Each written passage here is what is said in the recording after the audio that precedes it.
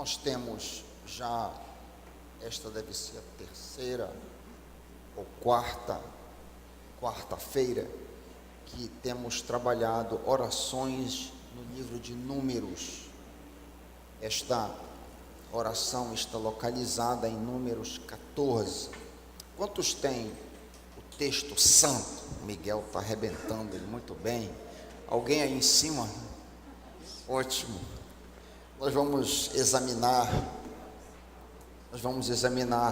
Números 14, 13 a 19. Livro de Números, parte do Pentateuco, 14º capítulo, a partir do 13. Diz assim a minha tradução: Disse Moisés ao Senhor: os egípcios não somente ouviram que com a tua força fizeste subir este povo do meio deles, mas também o disseram aos moradores desta terra. Ouviram que tu, ó Senhor, estás no meio deste povo, que face a face, ó Senhor, lhes apareces. Tua nuvem está sobre eles, e vais adiante deles numa coluna de nuvem de dia, numa coluna de fogo de noite. Se matares este povo, como a um só homem, os povos, pois, que antes ouviram da tua fama dirão: não podendo o Senhor fazer entrar este povo na terra que lhes prometeu com juramento, os matou no deserto. Agora, pois, rogo-te que a força do meu Senhor se engrandeça, como tens falado, dizendo: o Senhor é paciente e grande em misericórdia, que perdoa o pecado e a transgressão, ainda que não inocenta o culpado, e visita a iniquidade dos pais nos filhos até a terceira e quarta geração. Perdoa, pois, o pecado deste povo, segundo a grandeza da tua misericórdia, e como também tem perdoado a este povo desde a terra do Egito até aqui. Pai querido, fala aos nossos corações em nome de Jesus. Amém. Queridos, o contexto deste texto é um contexto de murmuração, como tem sido praticamente todos os contextos das orações que temos examinado aqui em Êxodo, por exemplo, e em Números. Nós não examinamos nenhuma oração em Levítico, porque o livro não tem nenhuma oração. Como já vimos também, a murmuração, ou a reclamação, ou a queixa, é a mesma coisa, é algo detestável a Deus. Deus abomina a reclamação. Quando eu reclamo, eu estou dizendo que Deus não está no controle. Quem está no controle é o inimigo, quem está no controle é o diabo. Então, a murmuração é algo detestável ao Senhor. E a aceitação das nossas circunstâncias é abençoador. Não apenas nos faz feliz, mas também eu comunico com a minha aceitação e a minha glória em qualquer situação, que Deus é meu Pai e cuida de mim a despeito das adversidades. Como vimos várias vezes, os hebreus demonstraram falta de fé ou desconfiança em suas murmurações desde a saída do Egito, desde o começo. Eles murmuraram quando viram o exército de Faraó se aproximando, por exemplo. Eles murmuraram menos de um mês depois deste primeiro incidente, quando não encontraram água potável em Mara. Murmuraram 3 semanas depois de Mara, no deserto de Sim, por falta de comida. Posteriormente, murmuraram quando da escassez de água em Refidim. E assim, foi um constante bailado de queixas e murmurações. Há vários outros exemplos de murmuração, como por exemplo na rebelião de Coré, em Números 16, 41. Mas a mais trágica e a pior de todas as murmurações, o pior lamento dos israelitas aconteceu justamente antes dessa oração que nós acabamos de ler. Qual é o contexto? O contexto é um no qual Moisés envia os 12 espias e eles voltam com a notícia boa inicialmente, que os cachos de uva são grandes, a terra é maravilhosa, porém eles não tinham força contra os gigantes da terra. Vocês conhecem muito bem esta passagem. Eles dizem: olha, é impossível vencer a oposição, é impossível entrar na terra, porque os anaquins, os gigantes, são enormes e nós somos, parece gafanhoto diante deles.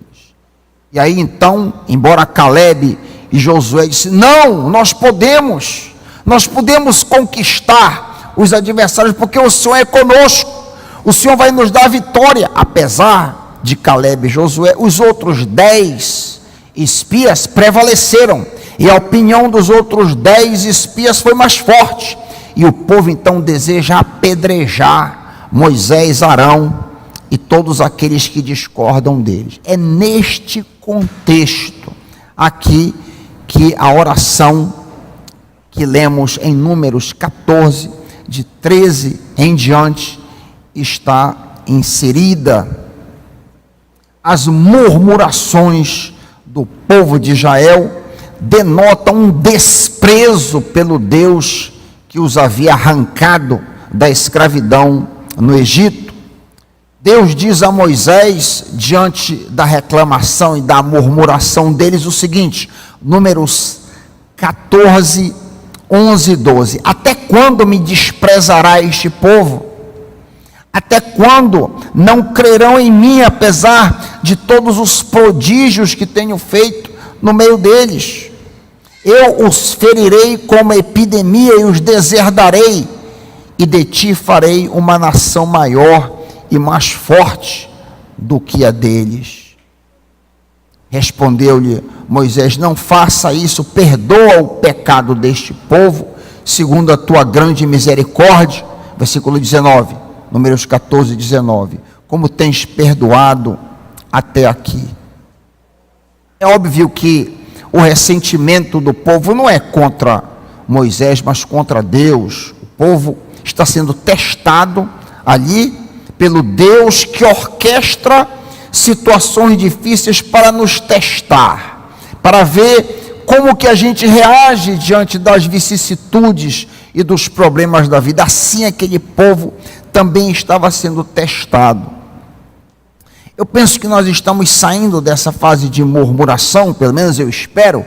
Eu não sei quais são as orações que estão à frente, mas vale a pena notar o seguinte: essa murmuração aqui, ela ocorre, ela é reportada de novo 2 vezes em 1 Coríntios 10, de 1 a 11, em Hebreus 3, de 7 a 19. Eu acho que vale a pena nós olharmos pelo menos para um exemplo do que é citado. A mesma situação é citada em 1 Coríntios 10. Se você tiver a sua Bíblia, dê uma olhada neste episódio em 1 Coríntios 10, porque você vai descobrir algo fantástico. Tudo o que aconteceu no Antigo Testamento foi para o nosso ensino. Todos os episódios que ali se desenrolaram foi para mim e para você. Poxa, mas nós somos tão especiais assim? Sim. Nós somos crentes da nova aliança, uma aliança superior à antiga aliança. Olha o que Paulo diz em 1 Coríntios 10, se reportando ao incidente que aconteceu 1500 anos antes de Paulo escrever essas palavras aqui em 1 Coríntios 10. Ora, irmãos, não quero que ignorais que nossos pais, os hebreus, os israelitas, estiveram todos sob a nuvem e todos passaram pelo mar, tendo sido batizados assim na nuvem como no mar, com respeito a Moisés. Todos eles comeram de um só manjar espiritual, do maná. Beberam da mesma fonte espiritual, porque bebiam de uma pedra espiritual que os seguia, e a pedra era Cristo. Entretanto, Deus não se agradou da maioria deles, razão porque ficaram prostrados no deserto. Estas coisas se tornaram exemplos para nós, a fim de que não cobicemos as coisas mais como eles cobiçaram. Eles se levantaram para festejar numa orgia em meio à bebedeira e glutonaria e uma orgia sexual. Não vos façais idólatras como alguns deles, porquanto está escrito: o povo assentou-se para comer e beber, e levantou-se para divertir-se. E não pratiquemos imoralidade como alguns deles o fizeram, e caíram num só dia 23.000. Não ponhamos o Senhor à prova, como alguns deles já fizeram e pereceram. Nem murmureis, como alguns deles murmuraram, e foram destruídos pelo exterminador.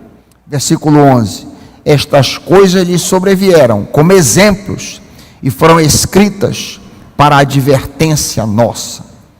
Todo o Antigo Testamento foi escrito para mim e para você, que somos crentes em Jesus. Há lições tremendas que nós podemos ceifar deste episódio que está diante de nós, desta oração que eu li em Números 14, 13 a 19. Eu queria destacar três pontos do texto que nós lemos. O primeiro, Números 14, versículos 13 a 14, os privilégios dos israelitas. O segundo, eu vou tratar um pouquinho delongado cada um desses pontos. O segundo ponto, o argumento ou intercessão em prol dos israelitas, versículos 15 e 16. E terceiro e último lugar, o caráter do Deus dos israelitas, versículos 17 a 19. Então, voltando ao texto que nós lemos, Números 14, 13 e 14. Moisés diz ao Senhor: então os egípcios ouvirão que pelo teu poder fizeste esse povo sair dentre eles, e falarão disso aos habitantes desta terra. Eles ouvirão que tu, ó Senhor, estás com este povo, e que te veem face a face, e que a tua nuvem paira sobre eles, e vais adiante deles numa coluna de nuvem de dia e numa coluna de fogo de noite. Isso foi a primeira parte da oração. Moisés está dizendo que esse é o povo de Deus. Não mata esse povo, que esse povo é teu. Esse povo é uma nação privilegiada. Nenhuma nação do mundo experimentou tantos privilégios como Israel. Nenhuma nação, a Síria, a Babilônia, o Egito, se nós pudéssemos correr no tempo, o Brasil, a Inglaterra, nenhum país, em nenhum momento da história, experimentou tantos privilégios como os judeus. Os judeus são únicos. Em Romanos 9, nós vemos que aos judeus pertencem a adoção. Foi uma nação que foi adotada por Deus para ser propriedade dele. Pertence à glória. Romanos 9, 4 e 5, as alianças, a legislação, o culto, as promessas, deles são os patriarcas, deles descende o Cristo. Jesus era judeu, o Messias era judeu. Antes da nação nascer no deserto, Deus levou Israel e Jacó para o Egito, para que prosperassem e multiplicassem enormemente. Uma nação privilegiada e cuidada como nenhuma outra. Aquela nação que era apenas 70 pessoas quando chegou no Egito, uma nação pobre de pastores repulsivos aos egípcios, saiu de lá alguns anos depois em 2 milhões. A nação cresceu e saíram riquíssimos de lá, com muito ouro, riquezas, como lemos em Êxodo 12, 35 a 36. Que privilégios no plural tiveram os israelitas. Êxodo 12, 35 a 36. Os israelitas obedeceram a ordem de Moisés e pediram aos egípcios objetos de prata e de ouro, bem como roupas. O Senhor concedeu ao povo uma disposição favorável da parte dos egípcios, de modo que lhes davam o que pediam, e eles despojaram, esvaziaram os egípcios. Israel foi privilegiadíssimo em termos de cuidado, como eu estou tentando colocar diante de vocês. Israel experimentou milagres também como nenhuma outra nação. As 10 pragas, por exemplo, que Deus demonstrou diante de Faraó e dos egípcios. Também o fato de que o Senhor afogou Faraó e seu exército na travessia do Mar Vermelho. Tudo isso mostra o cuidado de Deus para com a nação Israel. Grandes privilégios. Hoje, nós cristãos somos o novo Israel. Hoje, nós não somos salvos das catástrofes naturais, como Israel físico foi, nós somos salvos do pecado. Hoje, nós somos chamados a termos vitória não sobre Faraó e seu exército como Israel, mas temos vitória sobre as nossas falhas, sobre as nossas fraquezas, sobre os nossos medos, sobre a ansiedade. Essa é a vitória que nos é prometida. Hoje o novo Israel, eu e você, aqueles que foram lavados no sangue de Cristo, somos privilegiadíssimos, mas no mundo espiritual. A diferença entre a antiga aliança, a antiga Israel e a nova aliança, a nova Israel, é que tudo na Israel, carne, na nação Israel era físico, era temporário. Na nova Israel é espiritual, é uma aliança mais alta, a barra é levantada, e de nós é esperado muito mais no mundo espiritual do que deles. O segundo ponto, versículos 15 e 16, na oração que lemos, Números 14, versículos 15 a 16. O argumento ou a intercessão de Moisés em prol dos israelitas. Versículo 15. Se matares este povo, disse Moisés, as nações que ouvirem falar do que fizerem dirão, o Senhor não conseguiu levar esse povo à terra que lhes prometeu em juramento, por isso os matou no deserto. Esse é o segundo ponto. É interessante que este diálogo entre Deus e Moisés revela muito bem o coração de Moisés. Que tipo de homem era Moisés? O contexto imediato aí, como eu já falei, é um contexto de murmuração, de reclamação, de queixa. E Deus então propõe eliminar aquele povo todo e criar um outro povo a partir de Moisés. Aquele outro povo não seria mais os filhos de Israel, seriam os filhos de Moisés. Uma nova nação diferente. Que oportunidade de ouro para Moisés. Que oportunidade maravilhosa para ele. Ele será conhecido agora então como o pai de uma nação. Israel, Jacó não será mais os filhos de Jacó, os filhos de Israel serão os filhos de Moisés. Mas Moisés ignora isso tudo. Moisés disse, não, Senhor, eu quero que tu perdoes o povo. Moisés nem ao menos considera esta possibilidade. Moisés estava diante de uma chance maravilhosa para estabelecer um nome para si mesmo. Porém, Moisés nem debate isto. Vemos aqui a marca de um genuíno servo do Senhor. Um crente verdadeiro não busca fama e honrarias para si mesmo. Uma mulher de Deus, uma crente, não busca ser famosa, ou busca ser celebridade, ser conhecida no mundo. Um crente autêntico ajunta tesouros e fama no céu. Amém, meus irmãos? Jesus disse, buscai primeiramente o reino de Deus e sua justiça, e as demais coisas vos serão acrescentadas. Ou seja, não busca fazer um nome para ti nesse mundo. Isso não é porque o crente não está atrás de fama. O crente está atrás de ter o seu nome escrito no livro da vida. O crente que fica buscando glória para si mesmo demonstra profunda imaturidade. Lemos em Provérbios 27, 2. Eu acho que vale a pena você anotar esse versículo. É um versículo de grande sabedoria. Provérbios 27, 2. Que outros te elogiem, não a tua própria boca. Que outras pessoas te elogiem, não os teus próprios lábios. Provérbios 27, 2. É interessante que o apóstolo Paulo imita Moisés neste papel de intercessão. Moisés é o intercessor, é aquele que luta pelo povo. Paulo também se coloca nesta mesma posição.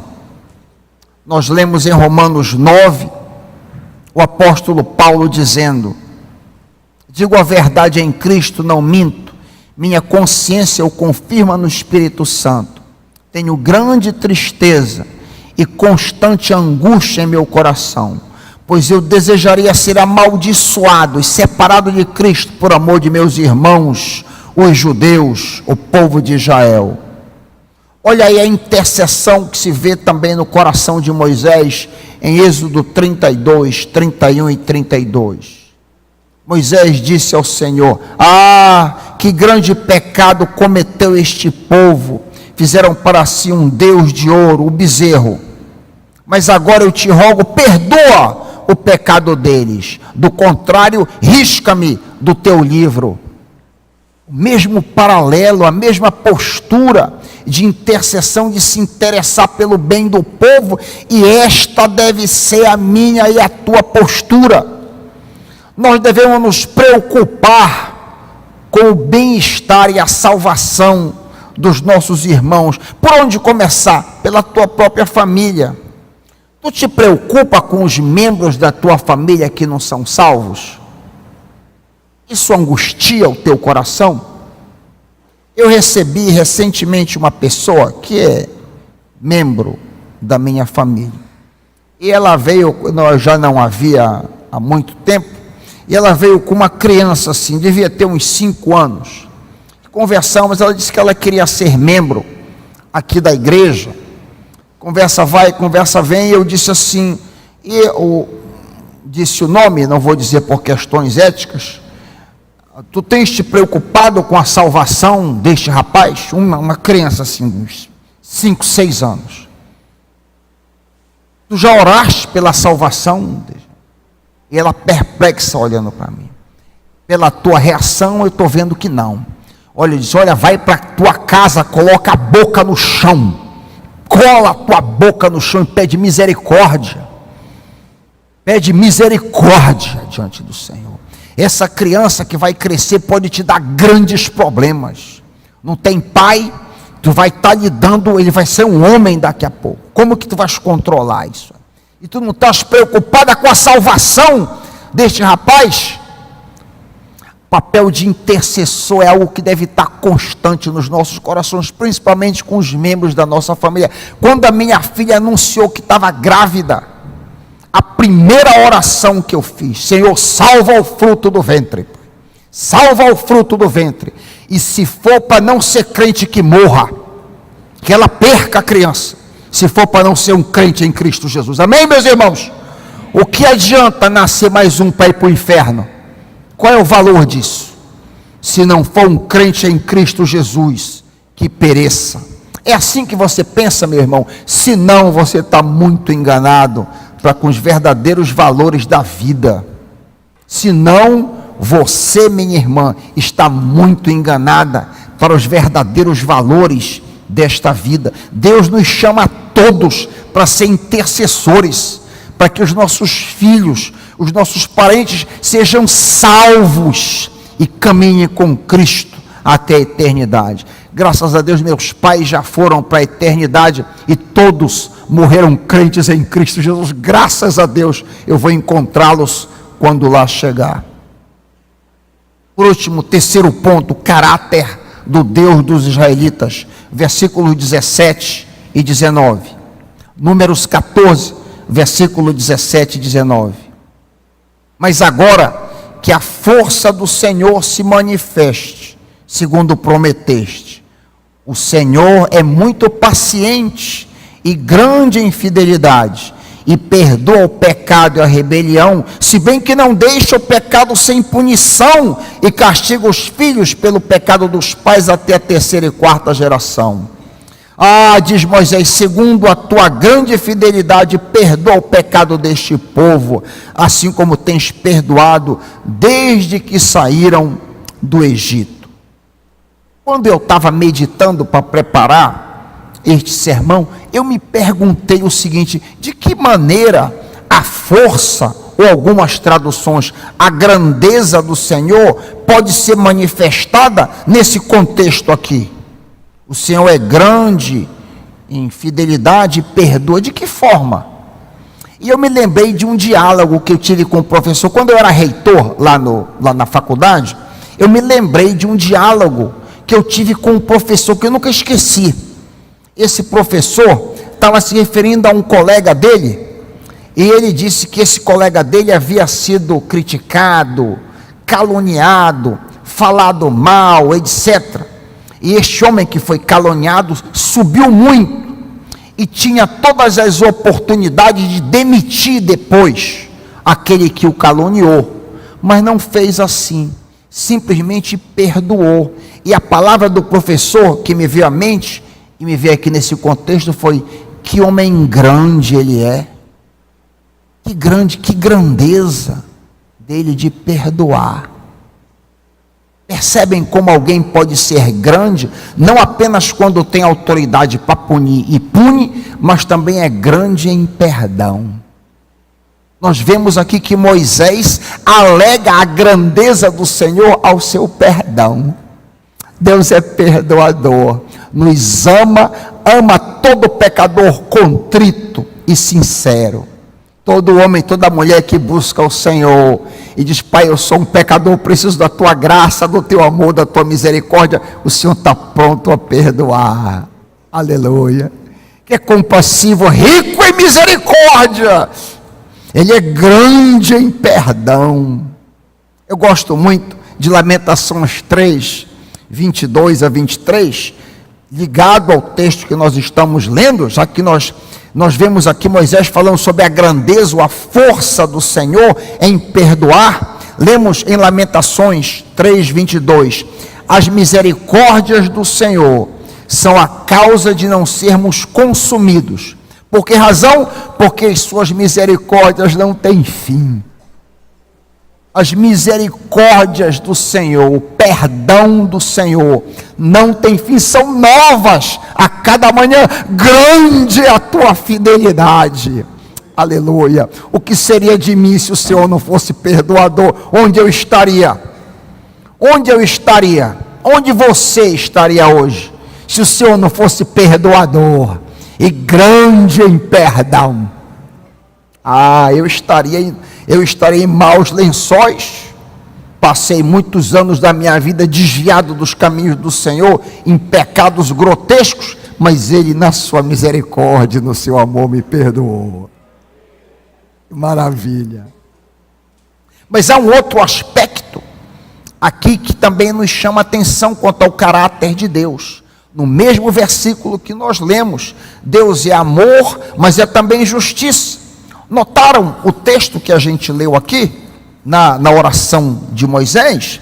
Versículo 18, presta atenção para esse versículo 18, querido, querida, olha o que está dizendo: o Senhor é paciente e grande em fidelidade, perdoa a iniquidade, perdoa a rebelião, mas ele vai mais além, ele diz mais: se bem que não deixa o pecado sem punição, e castiga os filhos pela iniquidade dos pais. Então há um balanço aqui. Deus perdoa, mas também, se for preciso exercer juízo, fará juízo.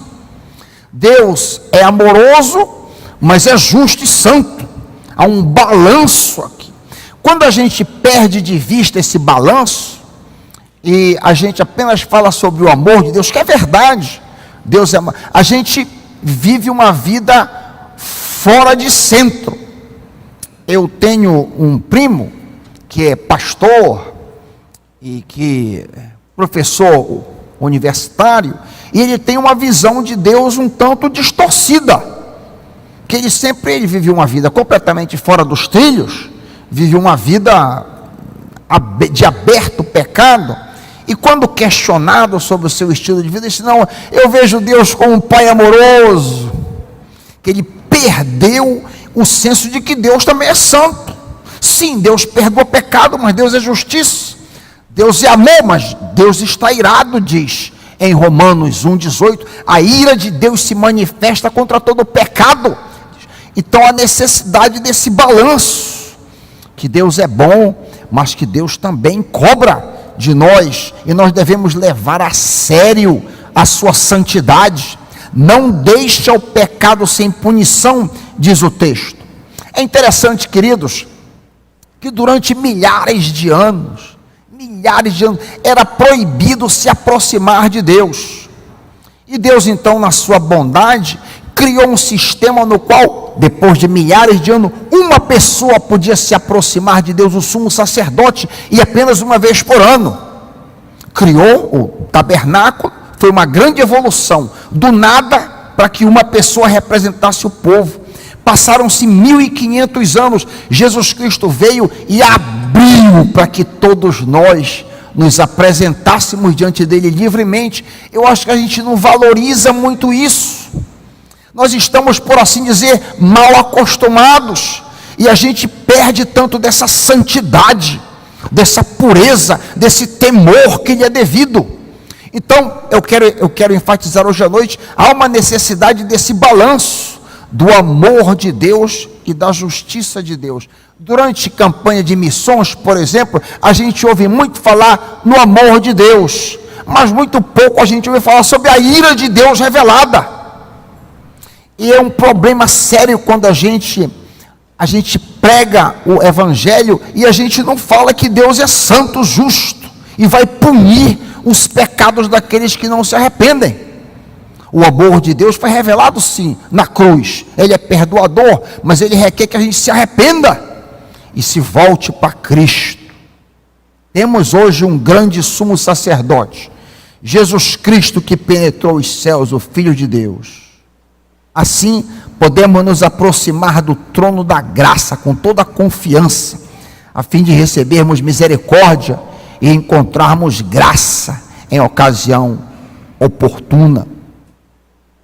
Nós, concluindo, os cristãos somos privilegiadíssimos, tal qual os israelitas, não porque somos melhores do que ninguém, não, porque nós confessamos os nossos pecados e declaramos a nossa pequenez, que somos pecadores e carecemos do perdão. E qualquer pessoa pode fazer isso, qualquer pessoa, o homem justo e santo, e o pedófilo, o prostituto, a mulher justa e nobre, boa dona de casa, boa, e a prostituta, todos estão em um mesmo patamar. O que precisa apenas é confessar: Senhor, preciso de ti, sendo eu nobre, justo, santa, ou sendo o pior pecador do mundo. Estamos em um mesmo patamar, e por causa disso, por causa desta situação, nós somos privilegiadíssimos, não em termos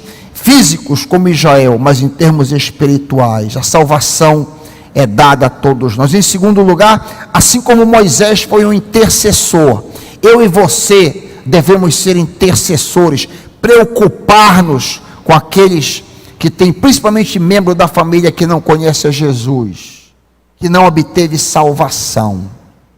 Isso angustia você, isso preocupa você? Às vezes, notamos que pessoas colocam tanto dinheiro e tanto recurso e tanto tempo em coisas físicas, e não há nada de errado com isso, mas eu acho que a ênfase, por vezes, é distorcida. Por exemplo, quanto de esforço físico, energia, tempo e recurso você coloca no seu filho para coisa material? Você já parou para pensar quanto que você investe em saúde, quanto que você investe na escola, quanto que você dá para balé, para natação, aula de reforço? Tudo isso aí é muito bom, louvado seja Deus. Mas quanto que você dá para o lado espiritual?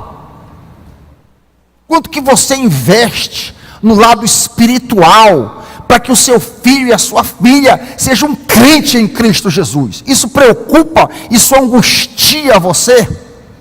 Isso é uma preocupação que consome o seu coração? Você deseja ver o seu neto, por exemplo, ou o seu bisneto, se você já for muito idoso, salvo? Isso deve consumir você como consumiu Moisés. Eu não quero crédito, eu quero ver o teu povo, perdoa o teu povo, Senhor. Eu não quero um nome para mim, disse Moisés. E assim eu e você. Essa deve ser a nossa ânsia, esse deve ser o nosso desejo. E por último, não devemos esquecer do caráter de Deus. Ele é amor e Ele é justiça. E nós devemos levá-lo muito a sério, em nome de Jesus. Amém.